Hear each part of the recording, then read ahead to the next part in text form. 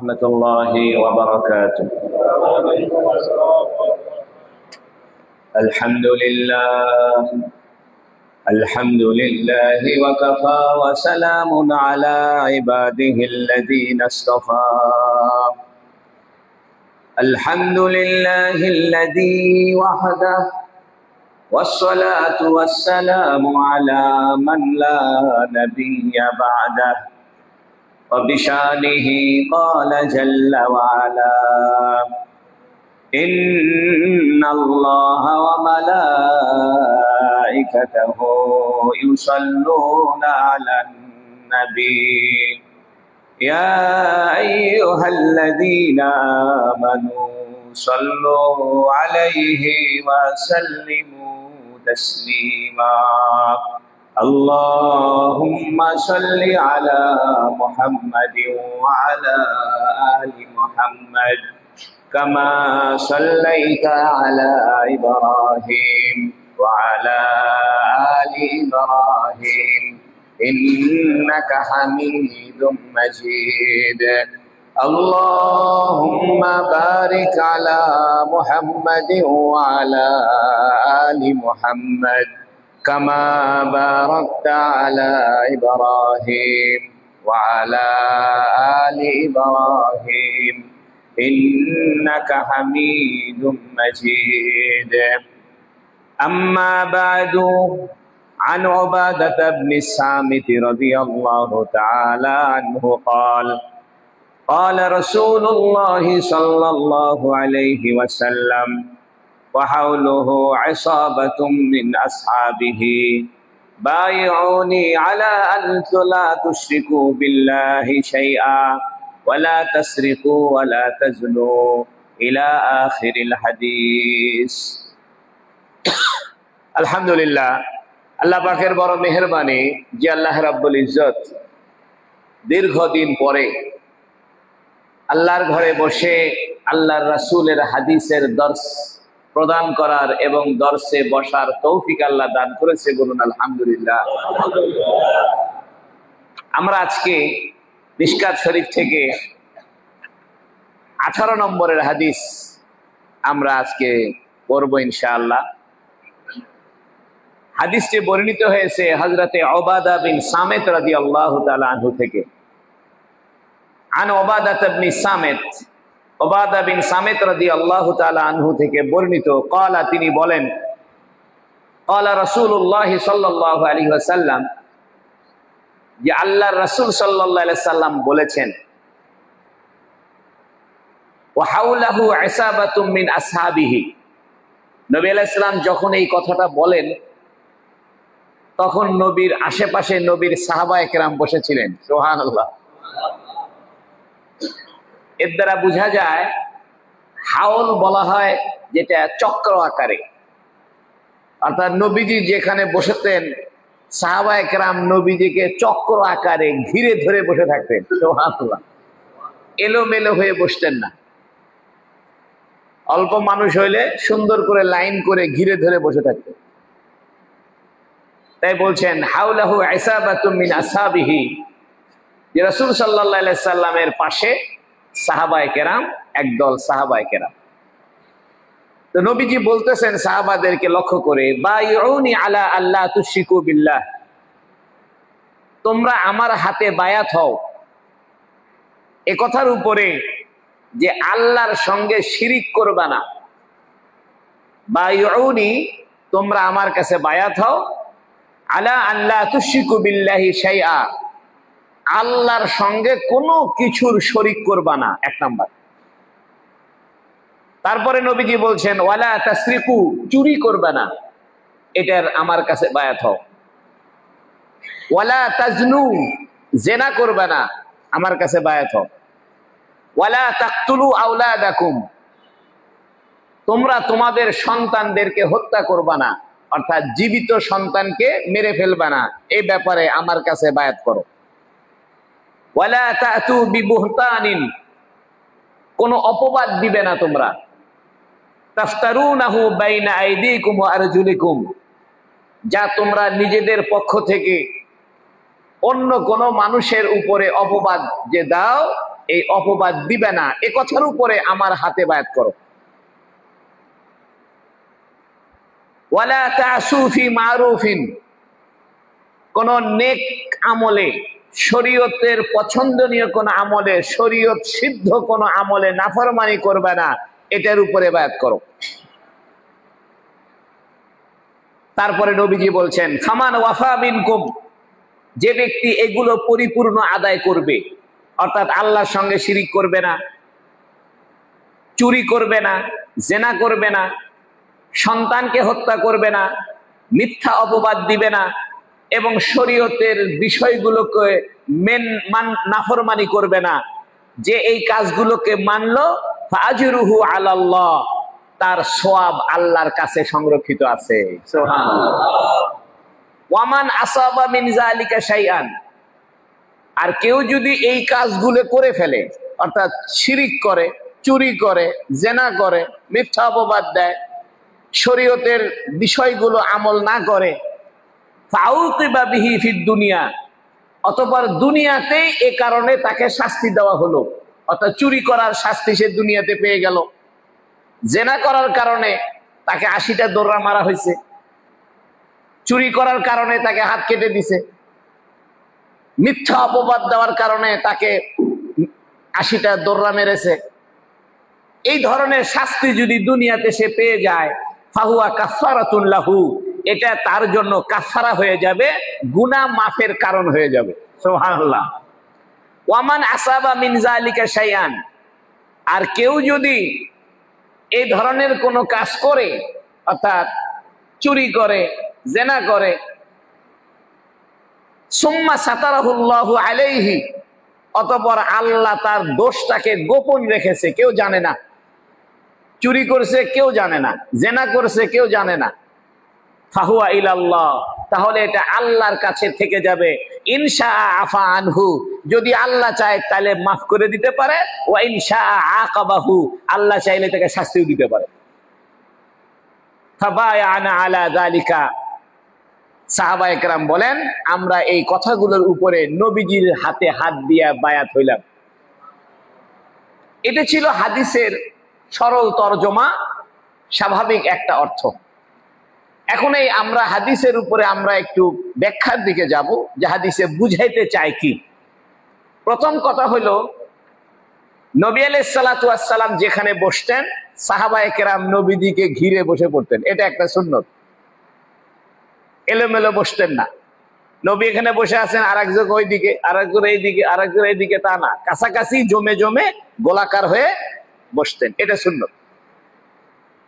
2 নম্বরে নবীজি বায়াত করতেন। কি করতেন? বায়াত করতেন। বায়াত কাকে বলে? বায়াতুন শব্দের অর্থ হলো বিক্রি করে দেওয়া, আর পরিভাষায় বায়াত বলা হয় কোন শায়েখের কাছে অথবা কোন আমিরুল মুজাহিদিনের কাছে অথবা রাষ্ট্রপ্রধানের কাছে কিছু নির্ধারিত বিষয়ে চুক্তিবদ্ধ হওয়া, তার নাম হলো বায়াত। অর্থাৎ কোন রাষ্ট্রপ্রধানের কাছে অথবা কোন আমিরুল মুজাহিদিন, মুজাহিদদের যিনি প্রধান কমান্ডার, তার কাছে, অথবা কোন শায়েখে তরিকত, কোন সুফিবাদের কোন ভালো আলেম, তার কাছে কিছু কার্যকলাপ করার ব্যাপারে চুক্তিবদ্ধ হওয়া, এর নাম হলো বায়াত। বায়াত কয় প্রকার? বায়াত হলো 3 প্রকার। একটা বায়াত হলো বায়াত আলাল ইসলাম, অর্থাৎ কাফের ছিল, মুসলমান হয়ে গেল, নবীর হাতে হাত দিয়ে ইসলাম গ্রহণ করলো, এটার নাম হলো বায়াত আলাল ইসলাম। এই জন্য কোন কাফের মুসলমান হইলে রাসূলুল্লাহ সাল্লাল্লাহু আলাইহি সাল্লামের কাছে এসে হাতে হাত দিয়ে নবীর হাতে হাত রেখে কলেমা পড়ে মুসলমান হইত, এটার নাম হলো বায়াত আলাল ইসলাম। আর একটা হলো বায়াত আলাল জিহাদ, জিহাদের উপরে বায়াত হওয়া, জিহাদের উপরে চুক্তিবদ্ধ হওয়া। যুদ্ধে যাবার আগে রাসূল সাল্লাল্লাহু আলাইহি সাল্লামের হাতে হাত রেখে সাহাবায়ে কেরাম বায়াত হইতেন। যেমন হুদাইবিয়ার সন্ধির মধ্যে যখন ওসমান রাদিয়াল্লাহু তাআলা আনহু মক্কায় প্রবেশ করলেন কাফের নেতাদের সঙ্গে কথাবার্তা বলার জন্য, তো হযরত ওসমান ফিরে আসতে দেরি হইতেছে। এর মধ্যে একজন খবর দিয়েছে যে ওসমানকে কাফেররা হত্যা করছে। তখন নবী আলাইহিস সালাতু ওয়াস সালাম বায়াত গ্রহণ করেছিলেন ওসমানের হত্যার বদলা নেওয়ার জন্য, কাফেরদের সঙ্গে জিহাদ করার জন্য। নবী আলাইহিস সালাম নিজের ডান হাত সামনে অগ্রসর করে বললেন এটা আমার হাত, আর বাম হাতকে নিজের হাতের উপরে রেখে বললেন এটা ওসমানের হাত, ওসমানের রক্তের বদলা নিতে হবে। সুবহানাল্লাহ। এটা হলো বায়াত আলাল জিহাদ। অর্থাৎ জিহাদ করার আগে কমান্ডার সাহেবের হাতে, মুজাহিদিনের যিনি প্রধান তার হাতে চুক্তিবদ্ধ হওয়া যে আমরা পলায়ন করব না, জান দিয়ে যুদ্ধ করব, কমান্ডারের অবাধ্য হব না, কমান্ডার যে হুকুম করবে সেটা মেনে চলবো, যখন যেভাবে আমাকে বলবে সেটাই আমি পালন করব। এটা হলো বায়াত আলাল জিহাদ। আরেকটা বায়াত হলো বায়াত আলা তওবাহ অথবা বায়াত আলাল আমালি সালেহা, নেক আমলের বায়াত অথবা তওবার বায়াত। অর্থাৎ কোন একজন মুসলমান গুনাহ করেছে, অতঃপর সে কোনো আল্লাহওয়ালা লোকের কাছে, কোন বুজুর্গ ব্যক্তির কাছে, কোন কামেল শায়েখের কাছে গিয়ে সে বলল যে হুজুর আমার একটু তওবা পড়ায়া দেন। তখন সে তার হাতে গিয়ে তওবা করলো। একজন শায়েখ তাকে বলল যে আমার সাথে বলো যে আমি চুরি করব না, জেনা করব না, মিথ্যা বলবো না, সমস্ত গুনাহ থেকে তওবা করলাম। এই ধরনের বায়াতকে বলে বায়াত আলা তওবা, অথবা বলা হয় বায়াত আলাল আমালি সালেহা, নেক আমলের উপরে বায়াত। এই তিন রকমের বায়াত হাদিসে আছে। এই হাদিসের মধ্যে নবীজি বলতেছেন বায়উনি আলা আল্লাহ তুশরিকু বিল্লাহ, তোমরা আমার কাছে বায়াত করো, শিরিক করবে না। কি করবে না? তাহলে এর দ্বারা বোঝা যায় যে এই বায়াতটা বায়াত আলাল ইসলাম হবে। অর্থাৎ এরা কাফের ছিল, সেই জন্য নবীজি বলতেছে আমার কাছে বায়াত করো, কি করবে না? শিরিক করবে না। তাহলে বোঝা গেল যাদেরকে নবী এই হাদিসের মধ্যে বায়াত করাচ্ছেন, চুক্তিবদ্ধ করাচ্ছেন, এরা কাফের ছিল। এই জন্যই তো নবী বলতেছেন আলা আল্লাহ তুশরিকু বিল্লাহ, শিরিক করবে না। প্রশ্ন হতে পারে নবী এভাবে বলতেন যে আমার কাছে বায়াত করো যে আমরা ঈমান আনতেছি আল্লাহর প্রতি, এটা না বলে নবীজি বলতেছেন যে আমার কাছে বায়াত করো, শিরিক করব না। কথাটা কি বুঝছেন? অর্থাৎ ইতিবাচক বিষয়কে উল্লেখ না করে নেতিবাচক বিষয়কে উল্লেখ করা হয়েছে কেন? এটা বললেই তো ভালো হইতো যে আমার হাতে বায়াত করো যে আল্লাহ এক, আল্লাহ ছাড়া কোনো মাবুদ নাই, এক আল্লাহর উপরে আমরা বায়াত গ্রহণ করতেছি, নামাজ পড়বো, রোজা রাখবো, যাকাত দিব। এগুলো কিছু বলতেছে না, বলতেছে নেগেটিভ বিষয়গুলো, পজিটিভ বিষয়টা বলতেছে না, ইতিবাচক বিষয় বলতেছে না, নেতিবাচক বিষয় বলতেছে, উল্টাটা বলতেছে। অর্থাৎ ঈমান আনার কথা না বলে বলতেছে শিরিক করব না, এটা বলো। নামাজ রোজার কথাই নাই, তারপরে বলতেছে চুরি করবে না, জেনা করবে না, মিথ্যা অপবাদ দিবে না। এই কথাগুলো বলে নবী বায়াত নিচ্ছেন। এর দ্বারা বোঝা যায়, কোন কোন মুহাদ্দিসিনে কেরাম বলেন যে এই হাদিসের দ্বারা যেভাবে বায়াত আলাল ইসলাম প্রমাণিত হয়, অর্থাৎ কাফের থেকে মুসলমান হওয়ার যে বায়াত সেটা যেমন প্রমাণিত হয়, পাশাপাশি বায়াত আলা তওবা প্রমাণিত হয়, অর্থাৎ গুনাহ না করার বায়াত। সুবহানাল্লাহ, গুনাহ না করার বায়াত। এই জন্য নবী আলাইহিস সালাতু ওয়াস সালাম শিরিক করব না, চুরি করব না, জেনা করব না, এইগুলো উল্লেখ করেছেন। অর্থাৎ গুনাহ মুক্ত হওয়ার চুক্তির বায়াত করেছেন। এর দ্বারা বোঝা যায় এই হাদিসটা যেমন বায়াত আলাল ইসলাম হতে পারে, আবার বায়াত আলা তওবাও হতে পারে। অর্থাৎ দুই ধরনের বায়াতই এই হাদিস থেকে প্রমাণিত হয়। এই জন্য সুফিয়া কেরাম, বুজুর্গানে দিন, হক্কানি পীর মাশায়েখ, তারা যে মুরিদ দেয় এটা বেদাত নয়, এটা ভুল নয়, এটা হাদিস দ্বারা প্রমাণিত। কারণ হুজুর সাল্লাল্লাহু আলাইহি ওয়াসাল্লাম নিজেই এভাবে বায়াত করাইতেন যে আমার হাতে বায়াত করে বলো শিরিক করব না, চুরি করব না, জেনা করব না। আর একটা কথা হলো, ইতিবাচক কথার সাথে চুক্তি করা ভালো না নেতিবাচক কথার সাথে চুক্তি করা ভালো? অর্থাৎ কোন চুক্তিবদ্ধ হওয়ার সময় ভালো কাজগুলো করব এটা বলতে হবে না খারাপ কাজ করব না সেটা বলতে হবে আগে? এটা একটা দ্বন্দ্ব। আমাদের সচরাচর বোঝা যায় যে বলবো যে ভালো কাজ করব, তাই না? কিন্তু নবী আলাইহিস সালাম ভালো কাজের কথা উল্লেখ না করে খারাপ কাজের কথা উল্লেখ করে নিষেধ করতেছেন। চুরি করা একটা খারাপ কাজ, জেনা করা একটা খারাপ কাজ, এই খারাপ কাজগুলোকে উল্লেখ করে নিষেধ করতেছেন। কারণ হইল আল ইনসান হারিসুন ফিমা মুনিয়া, মানুষ জন্মগতভাবে স্বভাবগতভাবে গুনাহের প্রতি আকৃষ্ট। এই জন্য সওয়াব কম হয় হোক, গুনাহ যাতে না হয় সেই দিকে লক্ষ্য করে নবী আলাইহিস সালাম গুনাহ না করার বায়াত করেছেন। এই হাদিস থেকে বোঝা যায় সওয়াব কম হলে হোক, কিন্তু কি না হোক, গুনাহ যাতে না হয়। একজন বেচারা খুব সওয়াব কামাই করে কিন্তু গুনাহ করে, লাভ নাই। তা আল্লাহর নবী সাল্লাল্লাহু আলাইহি সাল্লাম বুঝাইতে চাইতেছেন, দেখো তোমরা সওয়াব না হয় কম হোক, গুনাহ যাতে না হয়। এই জন্য গুনার কথাগুলোকে কেন্দ্র করিয়া নিষেধ করিয়া গুনার কথাকে উল্লেখ করে এটা না করার উপরে কি করে দিচ্ছে, বায়াত করাচ্ছে। আল্লাহর সঙ্গে শিরিক করবে না, এর মানে হলো আল্লাহকে একক জানবা, তাওহীদ জানবা। তাহলে এরপরে নামাজের কথা বলা দরকার ছিল, তারপরে রোজার কথা, যাকাতের কথা, এগুলো না বলে চুরি করার কথা কেন বলতেছে? কয় হক দুই রকম, একটা হকুল্লাহ, একটা হকুল ইবাদ। একটা আল্লাহর হক, একটা বান্দার হক।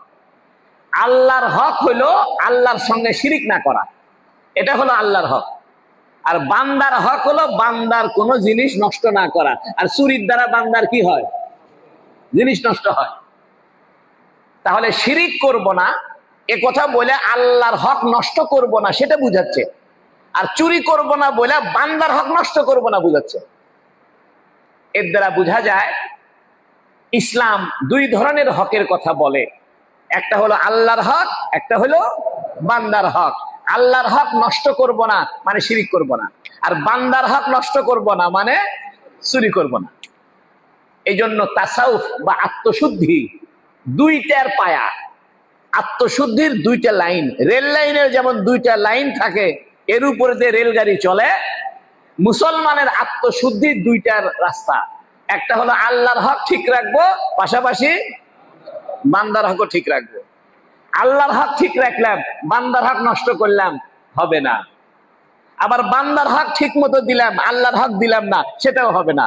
এই জন্য নবী আলাইহিস সালাম বলছেন তোমরা শিরিক করবে না, মানে আল্লাহর হক ঠিক রাখবে। তারপরেই বলছে তোমরা চুরি করবে না, এর মানে বান্দার হক ঠিক রাখবে।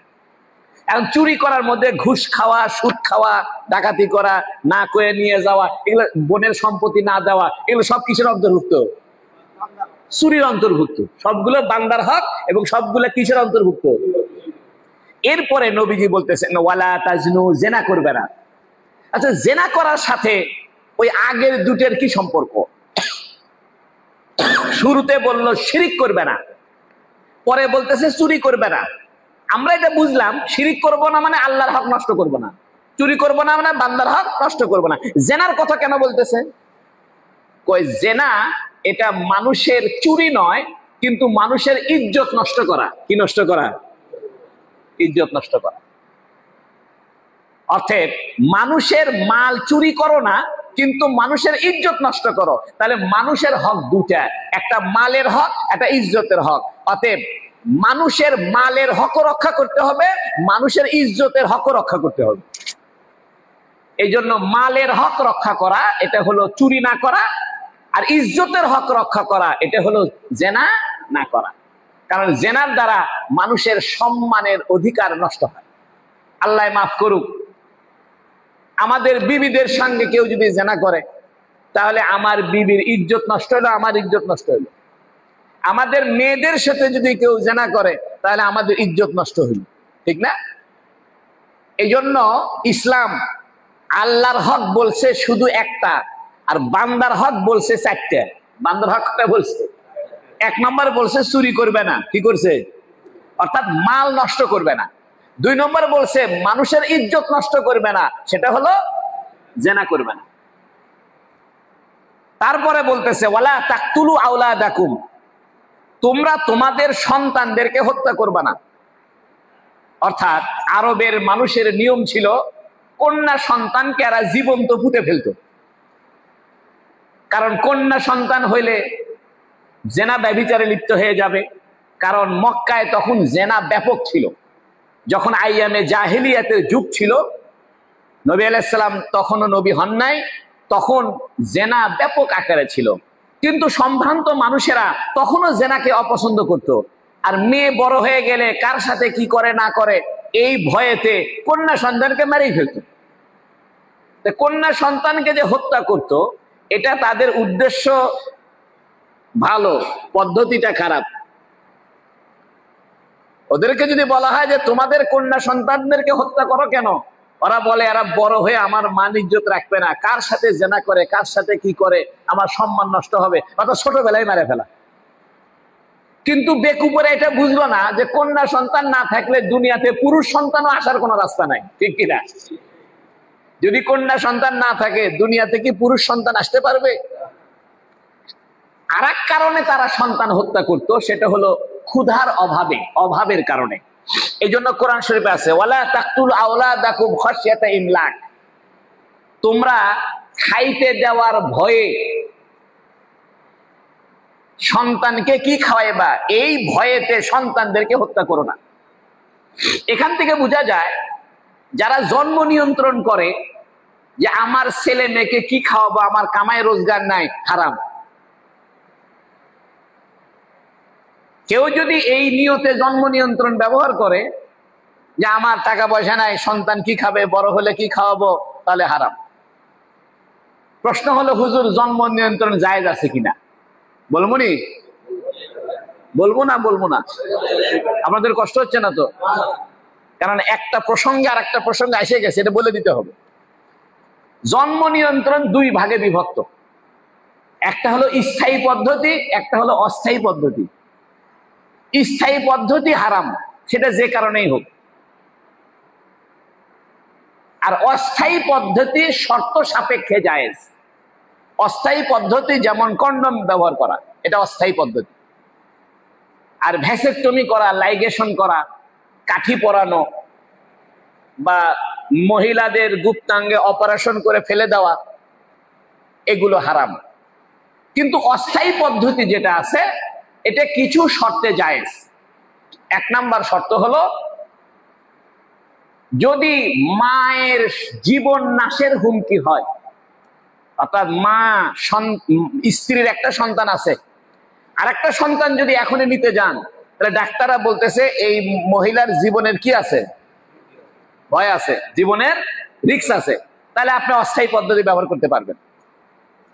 অথবা কোন সন্তান যদি হয়, এই সন্তানের কারণে আগের সন্তানের অসুবিধা হবে,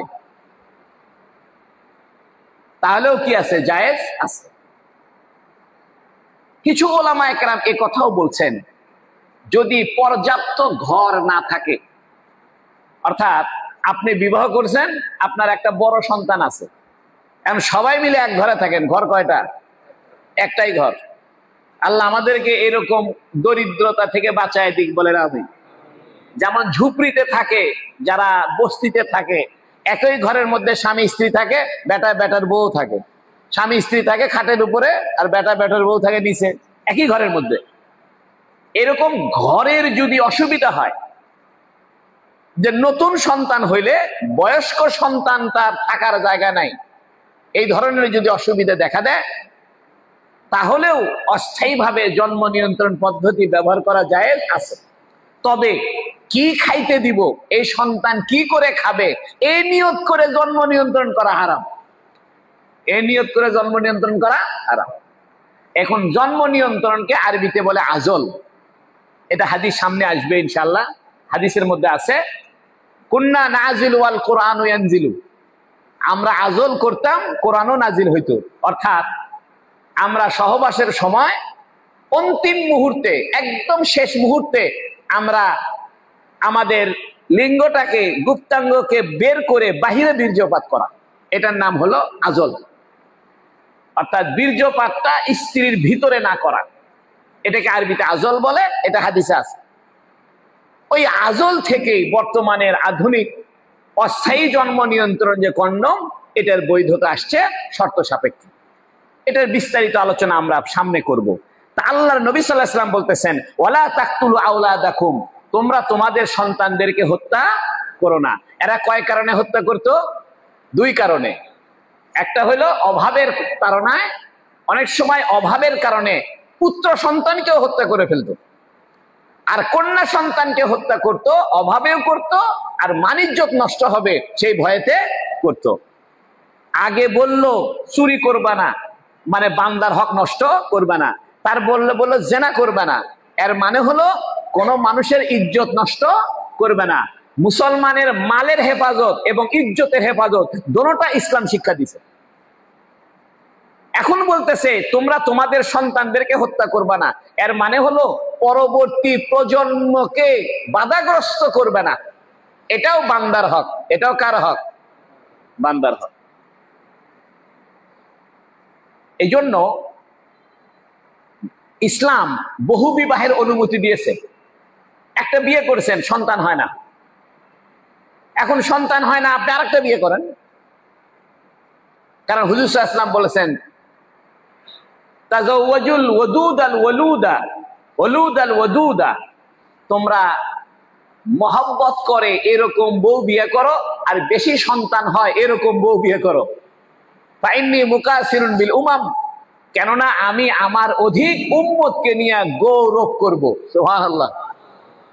এখন মানুষ যদি বিয়ে করার পরে সন্তান না হয়, তাহলে সে নতুন বিয়ে করতে পারে, এতে কোনো সমস্যা নাই, প্রয়োজন হলো করবে। তাই নবী সাল্লাল্লাহু আলাইহি ওয়াসাল্লাম বলতেছেন, ওয়ালা তাকতুলু আওলাদাকুম, তোমরা তোমাদের সন্তানদেরকে হত্যা করো না অভাবের কারণে অথবা ইজ্জত রক্ষার খাতিরে। এখান থেকে বোঝা যায় কোন সন্তানকে আপনি তেজ্য পুত্র করতে পারবেন না। ইসলামে সন্তানের তেজ্য পুত্র করার কোনো বিধান নাই। একটা ছেলে অবাধ্য, গাঁজা খায়, মদ খায়, মাস্তানি করে, গুন্ডামি করে, ডাকাতি করে, এখন বাপে কইতেছে তোকে আমি তেজ্য করে দিলাম, চলবে না। কারণ তেজ্য করে দেওয়া মানে সন্তানের অধিকারকে হত্যা করা। সন্তান যতই খারাপ হোক আপনারই থাকবে, আপনার পরিচয় সে বহন করবে, আপনার নামই সে লিখবে। এখান থেকে বোঝা যায় পালিত সন্তান, তার পালিত বাপের নাম লেখা হারাম। মনে করেন ছোটবেলায় একটা সন্তানকে পালতে নিয়ে গেছে, নিয়ে যায় আসল বাপের নাম আর লেখে না, স্কুল কলেজে সব তার খালুর নাম লেখে। ওই যে খালা নিয়ে গেছে, খালাকে মা বলে ডাকে আর খালুকে বাপ বলে ডাকে, জায়েজ নাই, হারাম। অরিজিনাল বাপের নামই লিখতে হবে, অরিজিনাল বাপের পরিচয় দিতে হবে। এই জন্য আমাদের সমাজে যারা পালিত সন্তান নিচ্ছে, এরা বড় ঝামেলা করতেছে কয়েক কারণে। এক নাম্বার, একজন পুত্র সন্তানকে আপনি পালিত হিসেবে নিলেন, এখন এই ছেলেটা বড় হয়ে গেল, যাকে মা করে ডাকে ওকে তো বিয়ে করা জায়েজ আছে। কথাটা বুঝেননি? যাকে মা বলে ডাকতেছে ছোটবেলার থেকে, সে তো তার রক্তের কেউ না, সে কি তার মা? তাহলে মিথ্যা কথা না? যে মা নয় তাকে মা বলে ডাকতেছে, তাহলে মিথ্যা কথা বলতেছে সে। আর মিথ্যা কথা ইসলামে জায়েজ আছে। তবে হ্যাঁ, পালিত সন্তান নিতে পারেন একটা শর্তে, সেটা হলো ওই স্ত্রীর দুধ খাওয়াই দিতে হবে। যে সন্তানকে আপনি পালার জন্য নিছেন, আপনার বিবির দুধ খাওয়াই দিলে দুধ মা হয়ে গেল। কি হয়ে গেল? দুধ মা হয়ে গেল। ওই মহিলার অন্য সন্তান যদি থাকে, এরা সবাই দুধ ভাই হয়ে যাবে। কি হয়ে যাবে? আর যদি ওই সন্তান যে মহিলা পালার জন্য নিচ্ছে, সেই মহিলা যদি ওই সন্তানকে দুধ পান না করায়, তাহলে এই মহিলার সাথে দেখা দেওয়া তো হারাম হবে। আবার কন্যা সন্তানকে যদি পালার জন্য নেয়, আর এই কন্যা সন্তানকে যদি মহিলা দুধ না খাওয়ায়, তাহলে ওই পুরুষটা ওই যাকে বাপ বলে ডাকতেছে তার সঙ্গে তো পর্দা করা ফরজ হবে, কারণ সে তো তার আসল বাপ না। হাজার হাজার সমাজে এরকম পালিত সন্তান নিছে, নেওয়ার পরে তার বিবির দুধ খাওয়ায় নাই, অথবা খালা, বিবির যে বোন আছে শালি, খালার দুধ খাওয়াই দিলেও এরা জায়েজ হইতো। খালার দুধ খাওয়াইলে এই পুরুষের জন্য আবার জায়েজ হতো না, কারণ পুরুষ তো তার খালুই থেকে যাচ্ছে, আর খালুর সাথে পর্দা করা জরুরি। খালু কোনো ভিতরের লোক না, বাইরের লোক। মামা হলো ভিতরের লোক, মামার সাথে পর্দা করতে হবে না, কিন্তু খালার সাথে কি করতে হবে? খালুর সাথে কি করতে হবে? খালু বাইরের লোক। খালু কিসের লোক? বাইরের লোক। কিন্তু খালার সাথে পর্দা করতে হবে না, খালা মায়ের লোক, মায়ের সাথে সম্পর্ক। খালু তো বাইরে থেকে আসছে। চাচির সাথে পর্দা করতে হবে, কারণ চাচি বাইরে থেকে আসছে। চাচির সাথে কোনো রক্তের সম্পর্ক আছে? চাচায় মরে গেলে, চাচায় তালাক দিলে ভাইস্তে চাচি বিয়ে করতে পারবে, কোনো অসুবিধা নেই। যদিও আমাদের সমাজে এটাকে ভালো নজরে দেখে না, কিন্তু শরীয়তের মাসটা এটা। কেউ যদি বিয়ে করতে চায় বাধা দিতে পারবেন না, কারণ চাচি ভিতরের লোক না বাইরের লোক? মামি ভিতরের লোক না বাইরের লোক? মামির সাথে কোনো আমাদের রক্তের কানেকশন আছে? মামার সাথে আছে। এই জন্য মামা আর ভাগ্নি দেখা সাক্ষাৎ করা যায়, কিন্তু মামি আর ভাগ্নে দেখা সাক্ষাৎ করা যায় না। চাচা ভাস্তি দেখা সাক্ষাৎ করা যায়, ভাস্তি আর চাচি দেখা সাক্ষাৎ করা যায় না, কারণ চাচি কি না, ভিতরের লোক না। এই জন্য এগুলো বোঝার দরকার, বুঝতেছেন না আপনারা? তাই বলতেছে ওয়ালা তাকতুলু আওলাদাকুম, তোমরা তোমাদের সন্তানদেরকে হত্যা করো না। এর মানে হলো সন্তানের পরিচয় নষ্ট করো না। সন্তানকে হত্যা করা যেমন, একই রকম ভাবে ত্যায্য করে দেওয়াও সন্তানকে হত্যা করা, অতএব ত্যায্য করাও জায়েজ নেই। সন্তান ত্যায্য করা জায়েজ আছে? অনেকে রাগের মাথায় বলে তোকে ত্যায্য করে দিব, তোকে ত্যায্য করে দিলাম, কোনো লাভ নাই, সম্পত্তির ভাগ সে পাবে। তবে একটা কারণে সম্পত্তির ভাগ পাবে না, যদি কাফের হয়। যদি কি হয়? বেটায় যদি কাফের হয়ে যায়, আল্লাহ মাফ করুক, তাহলে বেটা বাপের সম্পত্তির ভাগ পাবে না। আরেকটা ক্ষেত্রে বাপের সম্পত্তির ভাগ পাবে না, যদি বেটা বাপকে হত্যা করে। যদি বেটা বাপকে কি করে? হত্যা করে, তাহলে এই ছেলে ওই বাপের সম্পত্তির ভাগ পাবে না। কিন্তু বাপ যদি বেটাকে হত্যা করে, আপনাদের কষ্ট হচ্ছে না তো? বেটায় বাপকে হত্যা করছে, তাহলে বেটা বাপের সম্পত্তির ভাগ পাবে না।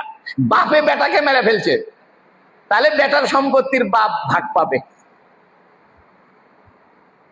বাপে বেটার সম্পত্তির ভাগ পাবে। কেন পাবে? শরীয়ত বলতেছে বেটা হলো বাপের জুজ, অর্থাৎ বেটা হলো বাপের অংশ। বাপ কিন্তু বেটার অংশ না। খেয়াল করেন, আমরা সবাই আমাদের বাপের রক্ত বহন করতেছি। আমার বাপকে আমার রক্ত বহন করতেছে, তাহলে বাপের থেকে আমি হইছি নাকি আমার থেকে বাপ হয়েছে? বাপের থেকে আমি হইছি, তাহলে আমি বাপের অংশ। আমি কার অংশ? বাপ নিজের একটা অংশকে মেরে ফেলছে, অপরাধ বেশি হয়নি। কিন্তু বেটা বাপকে মেরে ফেলছে, যে নাকি তার আসলকে মেরে ফেলছে, যার থেকে সে পয়দা, সে তাকে মেরে ফেলছে, অপরাধটা বেশি। এই জন্য অপরাধ বেশি হওয়ার কারণে বাপকে হত্যা করলে বাপের সম্পত্তির ভাগ বেটা পাবে না। কিন্তু বাপে যদি বেটাকে মেরে ফেলে যায়, তাহলে বেটার সম্পত্তির ভাগ কে পাবে? বাপে পাবে, কারণ বাপ হলো আসল। বাপ কি? বাপ তার নিজের অংশকে হত্যা করছে, যেমন একটা হাত কেটে ফেলে দিছে। একজন যদি তার হাত অপারেশন করে কেটে ফেলে দেয়, তাহলে এইটা কি আছে? নিজের একটা অংশ কেটে ফেলছে। তো বাপে বেটাকে হত্যা করছে, সেই জন্য নিজের একটা অংশকে কেটে ফেলছে। এই জন্য দুইজনের অপরাধ সমান নয়। বেটায় যদি বাপকে খুন করে, এটা অপরাধ বেশি, কারণ তুমি হলে বাপের অংশ, আর বাপ হলো আসল। তুমি অংশ হয়ে আসলকে মেরে ফেলছো, কিছুই পাবে না। আর বাপে বেটাকে মারছে, সে তার অংশকে মারছে, অপরাধ একটু কমছে, এই জন্য সম্পত্তির ভাগ পাবে। ইসলাম কতটুকু ইনসাফ করছে চিন্তা করেছেন না আপনি? ইসলামের ভিতরে এতটাই ইনসাফ, এতটাই ইনসাফ, যে আল্লাহ যেখানে যতটুকু ইনসাফের দরকার ততটুকু ইনসাফ আল্লাহ করেছে। তাই আল্লাহ বলতেছে ওয়ালা তাকতুলু আওলাদাকুম, তোমরা তোমাদের সন্তানদেরকে হত্যা করো না। ত্যায্য করতে পারবে না, খুনও করতে পারবে না। ওয়ালা তাতু বিবুহতানিন তাফতারুনাহু বাইনা আইদিকুম ওয়া আরজুলিকুম, তোমরা অপবাদ দিবে না। একটা হলো গীবত, একটা বহতান। বহতান আর গীবত এক না। গীবত বলা হয় সত্য কথাকে গীবত বলে, অর্থাৎ সঠিক কথা। একটা মানুষের ভিতরে একটা দোষ আছে, সেই দোষটা অগোচরে বলা, যার দ্বারা সে কষ্ট পাবে, সামনে বললে কি পাবে? কষ্ট পাবে। এটার নাম গীবত। আর বহতান মানে মিথ্যা। বহতান মানে কি? দোষটা নাই, একজন যা বলতেছে জানিস হুজুর, ওই হুজুর না ইয়ে করে, হুজুর না এরকম, হুজুর না এই চুরি করে, আসলে হুজুর চুরি করে না, এটা বহতান। আর হুজুর আসলেই চুরি করে, তারপরেও এই কথাটা বাইরে যায় বললে কি হবে? গীবত হবে। তা নবী সাল্লাল্লাহু আলাইহি ওয়াসাল্লাম গীবতের কথা বলতেছে না, বলতেছে বহতানের কথা। এর মানে বহতানের মধ্যে কি আছে? গীবত আছে। প্রত্যেক বহতান গীবত, সব গীবত কি নয়? বহতান নয়। ওয়ালা তাতু বিবহতানিন তাফতারুনাহু বাইনা আইদিকুম ওয়া আরজুলিকুম। আইদিকুম ওয়া আরজুলিকুম মানে হাত এবং পায়ের মাঝখান থেকে। হাত আর পা যেহেতু গুরুত্বপূর্ণ অঙ্গ, এর দ্বারা উদ্দেশ্য হলো তোমরা তোমাদের নিজেদের পক্ষ থেকে কোনো অপবাদ দিও না, বহতান করিও না। আরেকটা অর্থ আছে, হাত আর পায়ের মাঝখানে কি অঙ্গ আছে? গুপ্ত অঙ্গ। মানুষের গুপ্ত অঙ্গ কোথায় আছে? হাত আর পায়ের মাঝখানে। তো বলতেছে ওয়ালা তাফতারু নাহু বাইনা আইদিকুম ওয়া আরজুলিকুম, তোমাদের হাত এবং পায়ের মাঝখানে যে গুপ্ত অঙ্গ আছে এ ব্যাপারে অপবাদ দিও না। অর্থাৎ মিশাই একজনকে বলো না, এই শালা ওর সাথে কানেকশন রে, উনি তো ওর সাথে জিনা করছে। মনে করেন একটা ছেলে একটা মেয়ে এক রিকশা করে ঘুরে বেড়ায়, আপনি বলতে পারবেন না এর সাথে অকাম করছে। একটা ছেলে একটা মেয়ে একটা ঘরের মধ্যে তুলে ছিটকি লাগিয়ে দেয়, সারা রাত ধরে ছিল, তাও আপনি বলতে পারবেন না যে জিনা করছে। যতক্ষণ পর্যন্ত নিজের চোখে না দেখবেন, তাও একজন দেখলে হবে না, চারজন দেখা লাগবে। কয়জন? চারজন সাক্ষী লাগবে। আর এই চারজন সাক্ষী এমন সাক্ষী যে সুয়ের মধ্যে সুতে ঢোকে আর বাইর হয়, এটা দেখা লাগবে। সুয়ের মধ্যে সুতে ঢোকে বাইর হয়, বুঝতেন তো? এটা হাদিসের কথা থেকে আমি বললাম, হাদিসে এইভাবে আছে। যেহেতু জেনা করলে পরে তার শাস্তি হলো মৃত্যু। বিবাহিত মানুষ যদি জেনা করে তার শাস্তি কি? মৃত্যু, মৃত্যুদণ্ড। তাহলে এত বড় মৃত্যুদণ্ড শাস্তি, এটা প্রমাণ হওয়ার জন্য দুইজন তিনজন লাগবে না, কয়জন লাগবে? চারজন। তাও স্বচক্ষে দেখা লাগবে। কি দেখতে হবে? সুয়ের ভিতরে সুতে যায় আর আসে। আচ্ছা বলেন তো, কোন মানুষ যদি জেনা করে চারজন মানুষকে দেখা সম্ভব? এর মানে এই জেনার শাস্তি সহজে বাস্তবায়ন হবে না। কিন্তু মানুষ এটা না বুঝে মিশাই বলে, হ্যাঁ ইসলামী আইনে আছে, জেনা করলে পরে পাথর মারা মেরে ফেলতে হবে, মৃত্যুদণ্ড দিতে হবে। এটা চিন্তা করলো না, কয়জন দেখা লাগবে? দুইজন, তিনজন, কয়জন? চারজন। শাস্তিটা এর মানে হলো শুধু জেনা করেনি, নির্লজ্জ জেনা করেছে। নিজে জেনা করেছে, আরো চারজনের কাছে দোস্ত ফটো তোল। নিজে তো জেনা করেছেই নাউজুবিল্লাহ, আরো চারজনকে কছে তোরা কি কর, ছবি তোল। এর মানে হলো শুধু জেনা করেনি, সে নির্লজ্জতার চরম শিখরে পৌঁছে গেছে, এই জন্য তার মৃত্যুদণ্ড। এই জন্য নবীজি বলতেছেন, তোমরা তোমাদের হাত এবং পায়ের মাঝখানে যে গুপ্তাঙ্গ আছে এ ব্যাপারে মিথ্যা আরোপ করবে না। অযথা কোনো ছেলে আর মেয়েকে বলবে না যে তুই তো অমুকের সাথে জেনা করছু, তুই তো অমুকের বিছানায় গেছিল, যদিও এরা একই ঘরের মধ্যে সিটকি লাগা দিয়ে থাকে। কারণ হইতে তো পারে সারা রাত গলা ধরে শুয়েছিল, বাস্তবে কোনো কাজ কাম হয়নি। হতে পারে কিনা বলেন না? হতে পারে কিনা? এই জন্য ইসলাম চূড়ান্ত সতর্কতা অবলম্বন করছে, যতক্ষণ পর্যন্ত স্বচক্ষে না দেখা যাবে। এখন এই যে অপবাদ দেওয়া, এটাও মানুষের ইজ্জতের ব্যাপার। মানুষের কিসের ব্যাপার? তাহলে আল্লাহর হক শিরিক করবে না একবার, আর বান্দার হক বলছে চারটা। সেটা হলো চুরি করবে না, জেনা করবে না, সন্তান হত্যা করবে না, আর অপবাদ দিবে না। অর্থাৎ বান্দার যাতে মালের ক্ষতি না হয়, বান্দার যাতে ইজ্জতের ক্ষতি না হয়, বান্দার যেন পরবর্তী প্রজন্মের ক্ষতি না হয়, বান্দার যেন কোনো মান সম্মানের ক্ষতি না হয়। তাহলে আল্লাহর হক বেশি না বান্দার হক বেশি? বান্দার হক বেশি। কার হক বেশি? বান্দার হক বেশি। আল্লাহর হক আর বান্দার হক এক জায়গায় যদি ঝগড়া লাগে, এক জায়গায় যদি আটকে যায়, কারটা জয়লাভ করবে? ভুলে গেছেন? এর আগে কইছি একদিন, আল্লাহর হক আর বান্দার হক যদি একসাথে টক্কর লাগে তাহলে জয়লাভ করবে কে? বান্দার হক। কেমনে? আপনি নামাজ পড়তেছেন, ছোট্ট একটা বাচ্চা আগুনের মধ্যে পুড়ে যাচ্ছে, নামাজ বাদ দিয়ে বাচ্চাকে বাঁচাইতে হবে, কারণ নামাজ কার হক? আর বাচ্চা আগুনে পড়ে যাচ্ছে কার হক? বান্দার হক। এই জন্য বান্দার হকের সাথে যদি আল্লাহর হক টক্কর খায়, কার হক জয়লাভ করবে? বান্দার হক। কারণ নামাজ না পড়লে আল্লাহর কোনো ক্ষতি নাই, নামাজ পড়লেও আল্লাহর কোনো লাভ নাই। আমরা যে এশার নামাজ পড়ছি, আল্লাহর কি ইজ্জত বেড়ে গেছে? আমরা যদি নামাজ না পড়তাম আল্লাহর ইজ্জত কি কমে যেত? কমতো না। এই জন্য বলেন, বান্দার হক বেশি দামি না আল্লাহর হক বেশি দামি? হকুল্লাহ বেশি দাম না হকুল এবাদের দাম বেশি? হকুল এবাদ। তাই আল্লাহ বলতেছেন, নবী সাল্লাল্লাহু আলাইহি ওয়াসাল্লাম বলতেছেন, ওয়ালা তাসু ফি মারুফিন। মারুফ মানে পরিচিত, মারুফ মানে পরিচিত। মারুফ একটা, মারুফ একটা মজহুল। মজহুল মানে অপরিচিত, আর মারুফ মানে পরিচিত। তো ইসলামের শরীয়তের সব কাজ পরিচিত, এটাও কি অপরিচিত আছে? এই জন্য শরীয়তের বিষয়কে মারুফ বলে। কি বলে? মারুফ বলে। অর্থাৎ আল্লাহ আল্লাহ রসুলের পক্ষ থেকে যেগুলো জানা গেছে এগুলো পরিচয় হয়ে গেছে। যেমন জান্নাত আছে, পরিচয় না অপরিচয়? জাহান্নাম আছে, পরিচয় না অপরিচয়? তাহলে শরীয়তের সমস্ত বিধান পরিচয়, এগুলো ওরফের মধ্যে আছে, মারুফ। এই জন্য শরীয়তকে মারুফ বলে, কারণ শরীয়তের সবকিছু আল্লাহ আল্লাহ রসুলের পক্ষ থেকে মারুফ হয়ে গেছে, অর্থাৎ জানা হয়েছে, পরিচিত হয়েছে। তাই নবী বলতেছে ওয়ালা তাসু ফি মারুফিন। নবী বলতে পারতো ওয়ালা তাসু ফি শরিয়াতিন, অথবা ওয়ালা তাসু ফি আমালিন, ওয়ালা তাসু ফি ইবাদাতিন। তা বলতেছে না, বলতেছে ওয়ালা তাসু ফি মারুফিন। বুঝা গেল শরীয়ত কোনো গোপন জিনিস নাই। যারা বলে আমরা মারেফাতের লোক, বাতেনি তরিকার লোক, কোরআন শরীফের 30 পারা জাহের 10 পারা বাতেন, এরা পাকা শয়তান।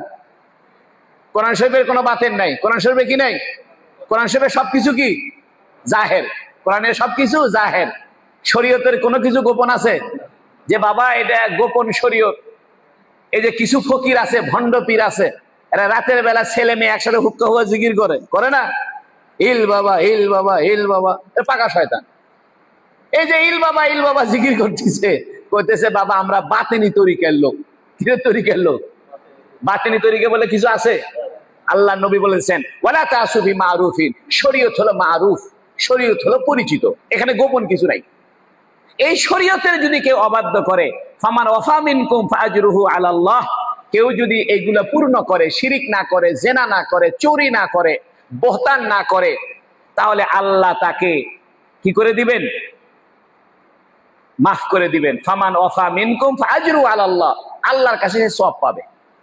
ওয়ামান আসাবা মিন যালিকা শাইয়ান, কেউ যদি এগুলো করে, চুরি করলো, জেনা করলো, ফাউকিবা বিহি ফিদ দুনিয়া, দুনিয়াতে তাকে শাস্তি দেওয়া হলো। চুরি করার কারণে হাত কেটে দিয়েছে, জেনা করার কারণে দৌড়া মারছে, মিথ্যা সাক্ষী দেওয়ার কারণে দৌড়া মারছে, মদ খাওয়ার জন্য দৌড়া মারছে, নবী বলতেছেন ফাহুয়া কাফারাতুন লাহু, এটা তার জন্য কাফারা হবে।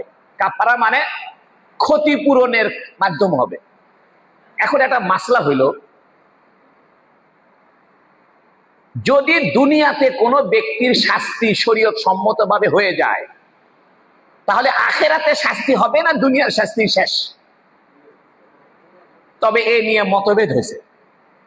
কারণ আরেক হাদিসের মধ্যে আছে, হযরত আবু হুরায়রা থেকে বর্ণিত, বুখারী শরীফের টিকার মধ্যে হাসিয়ার মধ্যে হাদিস আছে। হযরত আবু হুরায়রা রাদিয়াল্লাহু তাআলা আনহু বলেন, আল কাফারাতুন আল উকুবাতু কাফারাতুন আমলা লা আদরি, আল উকুবাতু কাফারাতুন আমলা, আমি জানি না শাস্তি এটা গুনাহের কাফারা হবে কি হবে না। এই জন্য আল্লামা আনোয়ার শাহ কাশ্মীরি রহমতুল্লাহ আলাইহি, কি নাম? দারুল উলুম দেওবন্দ, ভারতের দেওবন্দ মাদ্রাসা, নাম শুনছেন না? ওই দেওবন্দ মাদ্রাসার শাইখুল হাদিস ছিলেন আল্লামা আনোয়ার শাহ কাশ্মীরি। উনি বলছেন এটা 3 ভাগে বিভক্ত। চুরি করছে অথবা জেনা করছে, করে সরকারের পক্ষ থেকে তাকে শাস্তি দিছে, সে শাস্তির উপরে রাজি এবং তওবাও করছে, তাহলে দুনিয়ার শাস্তি শেষ, আখেরাতে আর কি হবে না। আর একজন চোরকে শাস্তি দিছে, উনি করতে যতই শাস্তি দিক চুরি আবার করবো। একজন মদ খাইছে, খায়া ওকে দৌড়া মারছিল, ওই করতে যতই পিটন দিক আবার মদ খাবো। তাহলে বোঝা গেল কি করেনি, তওবা করেনি। তাহলে যদি তওবা করে তাহলে দুনিয়ার শাস্তি শেষ শাস্তি, আখিরাতে আর শাস্তি হবে না। আর যদি তওবা না করে তাহলে দুনিয়ার শাস্তি তো হলেই হলো, আখিরাতে আবার কি আছে? তাহলে শাস্তি মাফ হবে, এটা কি শাস্তির কারণে না তওবার কারণে? তওবার কারণে। তওবাটা আসল। তওবাটা কি? তওবাটা আসল। আর একটা হলো সে তওবা করেনি কিন্তু সে ভবিষ্যতে ওই কাজটা আর করে না, ভবিষ্যতে ওই কাজটা আর কি করে না, চান্সও পায়নি, সুযোগও পায়নি, করে না। আনোয়ার শাহ কাশ্মীরি রহমতুল্লাহ আলাইহি বলতেছেন যে এই লোকটাও দুনিয়ার শাস্তি, শাস্তি শেষ, আখিরাতে আর কি হবে না, শাস্তি হবে না। ইমাম শাফি রহমতুল্লাহ আলাইহি বলেন যে দুনিয়ার শাস্তি পাইলেই সে তওবা করুক আর না করুক, আখিরাতে আর শাস্তি হবে না। এটা কে বলে? ইমাম শাফি। কিন্তু ইমামে আজম আবু হানিফা রহমতুল্লাহ আলাইহি উনি বলতেছেন যে না, কারণ দুনিয়াতে শাস্তি পাইলো, তওবা করলো না, তাহলে কি হবে না, আখিরাতে শাস্তি মাফ হবে না, তওবাটাই আসল। এজন্য ইমাম শাফি রহমতুল্লাহ বলতেছে শাস্তিটাই আসল, আবু হানিফা সাহেব বলতেছে তওবাটাই আসল। কারণ কি, কোরআন শরীফে যত আয়াত আছে সেখানে আয়াতে ওয়াতাবাল্লাহু আলাইহি, ওয়াতাবাল্লাহু আলাইহি, আস-সারিকু ওয়াস-সারিকাতু ফাকতু আইদাহুমা জাযাআন নাকালাম বিমা বাইনা নাকালাম। এই যে চুরি করার যে শাস্তি, এরপরে আল্লাহ বলছে তওবার কথা। অর্থাৎ যতগুলা শাস্তির কথা কোরআন শরীফ আছে, প্রত্যেকটা শাস্তির পরে কিসের কথা আছে? তাহলে এই জন্য ইমামে আজম আবু হানিফা রহমতুল্লাহ বলতেছেন তওবাটা আসল। তওবাটা কি? আর ইমাম শাফি রহমতুল্লাহ বলতেছে তওবা বাদ দাও, শাস্তিটাই আসল। আপনাদের কাছে কোনটা আসল মনে হয়? তাহলে আবু হানিফা সাহেবের মাযহাব ভালো লাগলো না শাফি সাহেবের মাযহাব ভালো লাগলো? আবু হানিফা সাহেবের। কার? আমরা যে আবু হানিফার মাযহাবের হইছি, খুশি না বেজার? খুশি আছেন তো?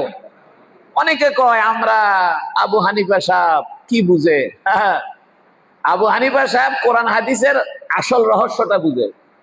উনি বলতেছেন শাস্তিটা মূল কথা না, মূল কথা কি? তওবা। ওয়া মান আসাবা মিন যালিকা শাইআন সুম্মা সাতারাহুল্লাহু আলাইহি, আর যে ব্যক্তি এই ধরনের কাজ করলো, এই ধরনের কাজ করলো, ফাহুয়া ইলাল্লাহ ইনশাআ ফানু ওয়া ইনশাআ আকাবাহু, মানে আপনি চুরি করছেন কেউ জানে না, সো যেখান থেকে চুরি করছে সে চুরিটা দিয়ে দিতে হবে। কি দিতে হবে? মাল ফেরত দিতে হবে। ফেরত দেওয়ার পরে আপনি আর শাস্তি দেয়নি কেউ, অথবা জেনা করেছিলেন কেউ জান না, মদ খাইছিলেন কেউ জানে না, শাস্তি টাস্তি কিছু জানেই না কেউ, তাহলে এই বিষয়টা এখন কার সাথে চলে যাবে? আল্লাহর সাথে, মুআল্লাক হয়ে যাবে আল্লাহর সাথে। আল্লাহ চাইলে মাফও করে দিতে পারে, আল্লাহ চাইলে। এই যে মুহররম মাসের কালকে 10 তারিখ, কয় তারিখ? আমরা যে আজকে সেহরি খায় রোজা রাখবো, এই রোজা রাখলে 1 বছরের গুনাহ মাফ হয়ে যায়। এই 1 বছরের গুনাহ কোন গুনাহ? হক্কুল্লাহ না হক্কুল ইবাদ? হক্কুল্লাহ। হক্কুল ইবাদ মাফ হবে না, আল্লাহর হক মাফ হবে, বান্দার হক মাফ হবে না। আর আল্লাহর হকের মধ্যে ওগুলোও মাফ হবে না যেগুলোর কাজা আছে, যেমন নামাজের কাজা আছে, রোজার কাজা আছে। আর যেগুলোর কাজা নাই, যেমন মদ খাইছেন, এটার কোনো কাজা আছে? জেনা করছে, এটার কি কাজা আছে? গাঁজা খাইছে, এটার কাজা নাই। এই মুহররমের রোজা রাখলে ওই ধরনের গুনাহ যেগুলোর কাজা নাই, ওই ধরনের গুনাহ আল্লাহ মাফ করে দিবে। ফাবায়ানা আলা যালিকা, সাহাবায়ে কেরাম বলেন আমরা রাসূল সাল্লাল্লাহু আলাইহি সাল্লামের উপরে এই কথার উপরে কি করলাম? বায়াত করলাম। তাহলে বলেন তো দেখি বায়াত কয় প্রকার? 3 প্রকার। বায়াত আলাল ইসলাম, বায়াত আলাল জিহাদ, বায়াত আলা তওবা, অথবা বায়াত আলাল আমালে সালেহা, নেক আমলের উপরে কি বায়াত করা।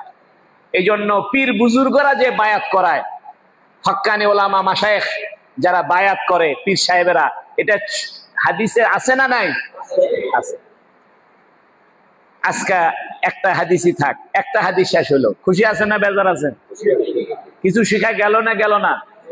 গেল তো ইনশাআল্লাহ। আল্লাহ আমাদেরকে কবুল করুক, বলেন আমিন। माशाल्लाह। এখানে জামাত আসছে মনে হয় নাকি? पाकिस्तान। आप हजरत पाकिस्तान से आए हैं, बांग्ला तो नहीं समझे हैं,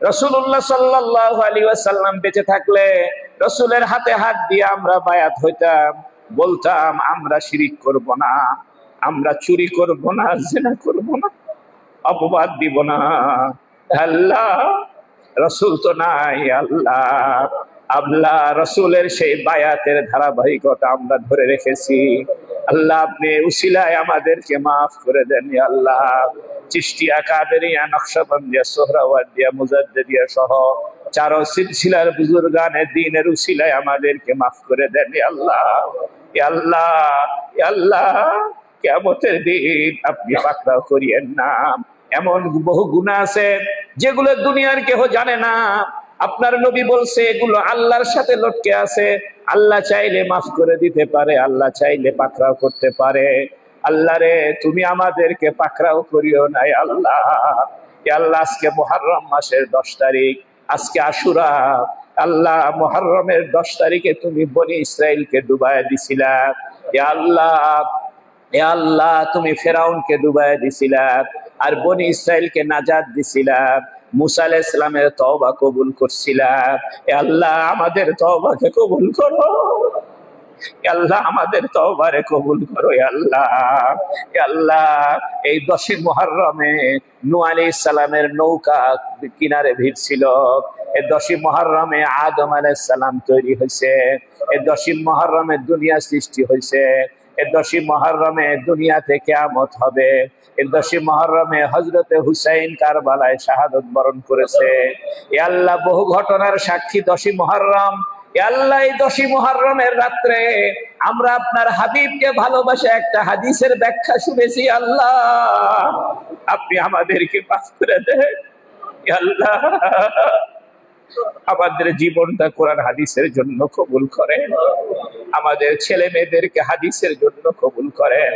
আমাদের ছেলে মেয়েদেরকে শাইখুল হাদিস বানায় দিয়ে আল্লাহ। আল্লাহ সমস্ত ঋণগ্রস্তদের ঋণ পরিশোধ করে দেন। আল্লাহ জরুরতমন্দদের জরুরত পূর্ণ করে দেন। আল্লাহ অভাবীদের অভাব দূর করে দেন। আল্লাহ পেরেশানি মুক্ত করে দেন। আল্লাহ দিলের এলোমেলো ভাব দূর করে দেন। আল্লাহ আজকে 10 মুহররমের রাত, আল্লাহ আজকে আশুরার রাত। আল্লাহ এ রাতে তওবা কবুল হয়, দোয়া কবুল হয়। আল্লাহ আপনি আমাদের তওবাকে কবুল করে।